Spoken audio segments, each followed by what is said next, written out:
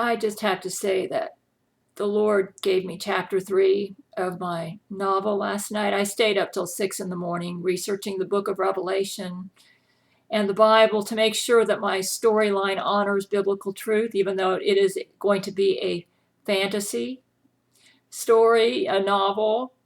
But one of the rules in my story is that everything that Jesus does has to honor the Bible. So it's making it quite a challenge. So I stayed up really late last night studying the book of Revelation, especially the parts of Revelation that are going to tie in with my plot.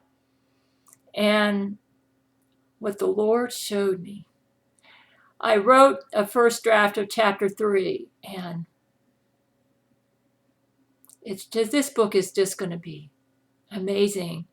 And because of what the new stuff that the Lord showed me for the plot, I've updated the musical themes for the book, because the Lord is giving me music which captures the themes and the tone of the novel. And so just click on the link right underneath here, or go to my webpage, gabriellechana.com/writer.html, and you'll hear the updated version. I'll be working on that over the rest of the evening because I have to do a lot of work to update my website and update the music themes. But the Lord just keeps showing me more and more. I'm just amazed at how this book is coming together. It's going to be so rich. What this Forbidden Abyss Part 2 is going to do, and I've given it a new subtitle. I'm calling it Forbidden Abyss, Jesus, the Eternal Bridegroom will be its title. So it's like this, the title is The Forbidden Abyss, and then the subtitle is Jesus, the Eternal Bridegroom. And basically what this second part of The Forbidden Abyss is going to be doing is going to be taking the first book. The first book is like a photograph. So you read it and you're basically getting a nonfiction, like a photograph of the events that happened. It doesn't really go deep into the heart and soul of the characters, which may be one of the reasons why the Jesuits are able to successfully criticize some of the scenes that are vulgar, because Jesuit sexuality is very vulgar, and I wanted to show that. What the second book is going to do is it's going to be so rich, so deep, and so awesome in going into the hearts and souls of the characters, that it'll be kind of like taking like if you view a rape just like through photographs and you don't see the hearts and the souls behind it, it just seems like you're watching pornography. And Jesus would not approve of my Forbidden Abyss Part 1 if he considered it just pornography. He knew there would be a Part 2. And this Part 2, what it does, it's like I'm doing like a painter or sketch artist.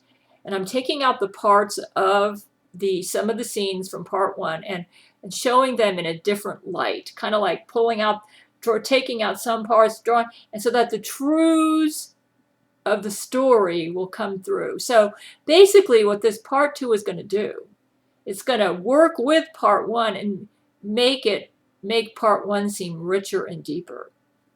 So the people will read Part 1, then they're going to go to Part 2, and some of the things that may not have seemed quite understandable in Part 1 are going to you're just going to see it from a totally different light. The overall effect is going to be a very rich, a very deep, a very awesome reader experience for those who are open to it. And I'm just, it's like after I finish a chapter, I just break down in tears when I see what's coming down. When I finished chapter 1, I cried. I thought, wow, this is incredible. I thought, I'm not going to be able to top this. Chapter 2 is kind of like a cliffhanger scene. You can tell it's leading up to something. Chapter 3 delivers. It's like, wow, and it's like I keep saying I can't outdo chapter 1. I wrote a really brilliant opening. It's the best opening I've written in any of my books. I usually have problems with openings. I either get tied down trying to explain everything to the reader and making it boring. But this opening is brilliant, though I stayed up till 7 in the morning working on it to make it brilliant. And then for this chapter 3, I stayed up till 6 in the morning researching and just trying to really get into the heart and soul of the characters in the scene. And now this is chapter 3. The first draft is, I can already tell, this is going to be a brilliant scene.